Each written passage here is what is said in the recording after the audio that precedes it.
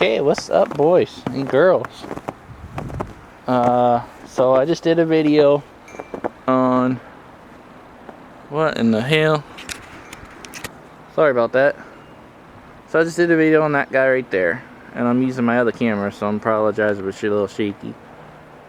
I gotta see if this thing still works. So I just did a video on my derby car. Now this video here will go up probably tomorrow, and then I got another video I'm gonna do, which will go up the next day, or maybe later on that day. I don't know for sure, but it's going to be of this. So this might look a little different. This used to be yellow and is now blue.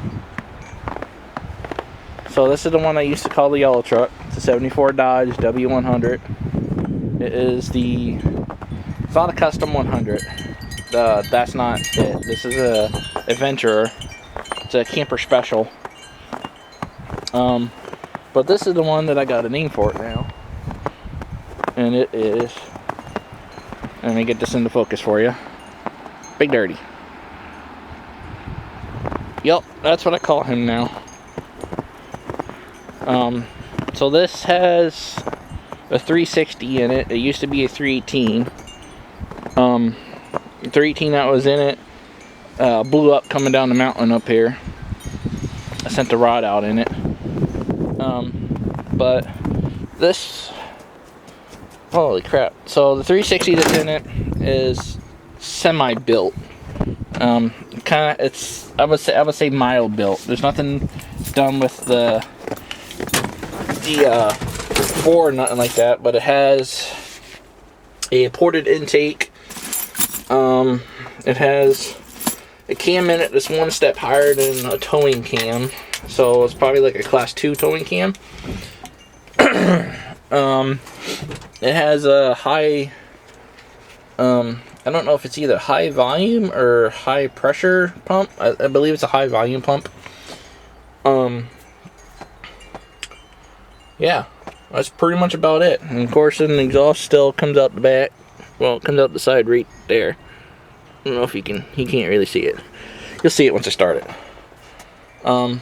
This does have a little bit of things. I ain't got no snow in here, so that's cool. I do got snow in between my doors, though. Oh, no, I lied. I got snow in here. Oh, well. But we're going to try it.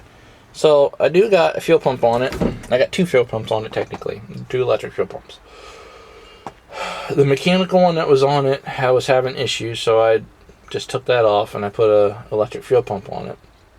But I had it outside there, which still caused issues. Now the fuel pump it's on that side there, but it's on the outside of the frame. And I got another one inside just in case this one goes. But this fuel pump that's in it was an Edelbrock. Now it is one of the old style fuel pumps. I think you can still get, but it was on the Chevelle up there. So in order to do it, I got it on the switch. You should be able to hear that. So that fuel pump is on that switch, and so is the tach. And you watch the, oh my goodness. So if you watch the tach, it drops down. Right? Can you see that? You can see that pretty good right there, right? So anything happens if that tach don't work, it can either be the tach or the switch, but if the fuel pump don't work, it's definitely the switch. So the only thing I got in here is a temp gauge. I used to have one in there, it was a digital one, but I took it out, put that one in it. The temp gauge on the dash still works. I mean, you can see this wasn't running since yesterday, so it's not really a cold start, but it's a cold start for itself because it don't really like to run too good. So in the summertime, this runs on the E85. In the wintertime, like it is now, this runs on what's called E15. So it's basically your gas that you put in your vehicles, but it's 15% ethanol. And that's how it actually runs. So we'll give it that many pumps. And this thing, I got it set up to where it just starts, but it does die a little bit. Just like this. Give it 3 more pumps. 4.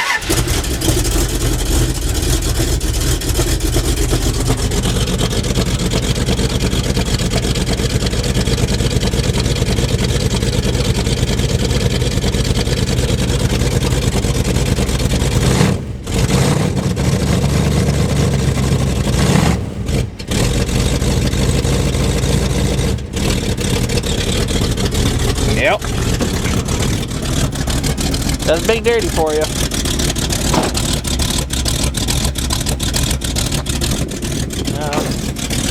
So I do got an oil pressure gauge in here, and you can see it usually comes up a bit more than that, which it will come up a bit more once it runs a little more. Yeah, this is what I call Big Dirty now. The only reason why I call it that, because when you actually get on it, it sounds dirty. And then my wife is like 5'4", so she's a short shit, and she always says it's a big truck. She has to jump into it. But yeah. So it has headers on it, full length headers. Wow, there's snow inside of the radiator. So it has full length headers on it. The mufflers are like glass flat. They're wannabe glass flat.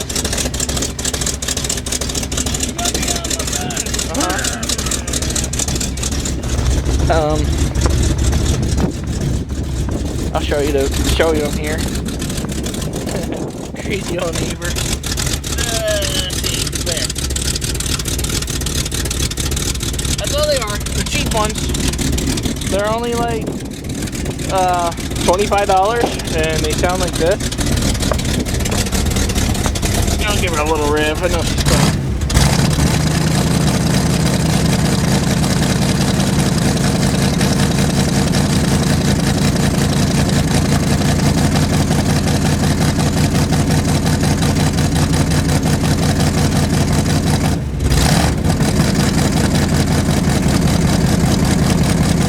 Not pretty damn good for what it is.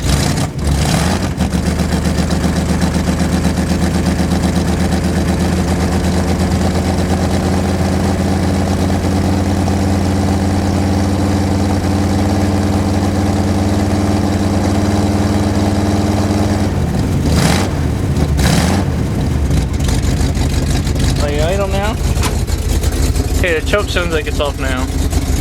Here's what it is, oil pressure wise. Goes up a bit more than that. The heat don't work in this thing. Well, it does, but it don't. I still don't know why. I'm not gonna try to fix it. Works good enough. But this guy has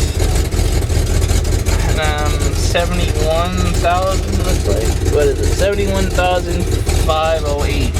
Which is probably actually 171,000 or 271,000.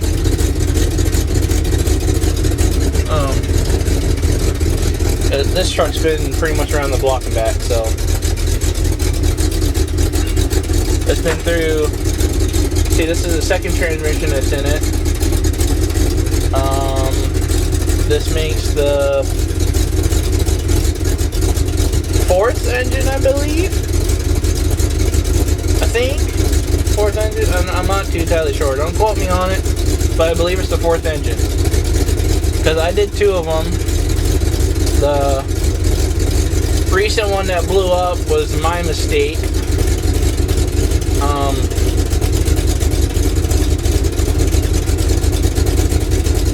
Let's see. 3T net was in it. That rod. So they all pretty much.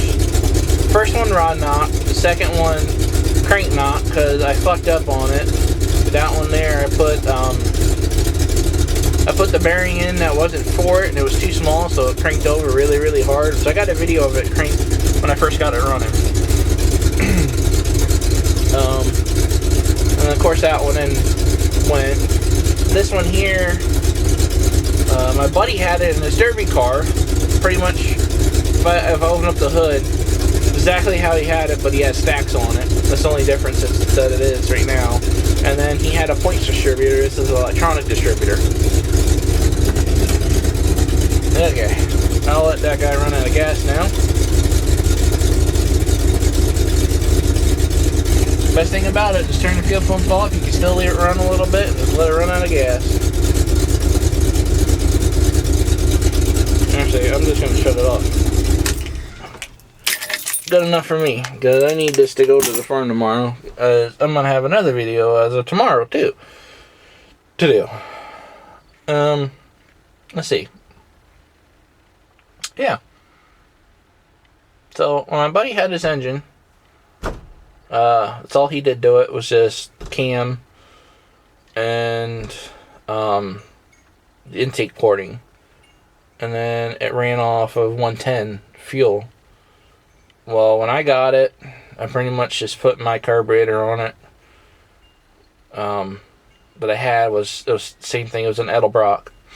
I believe the one that I had was a 650. I think this one's a 550, if I'm not mistaken. I have to look at the numbers.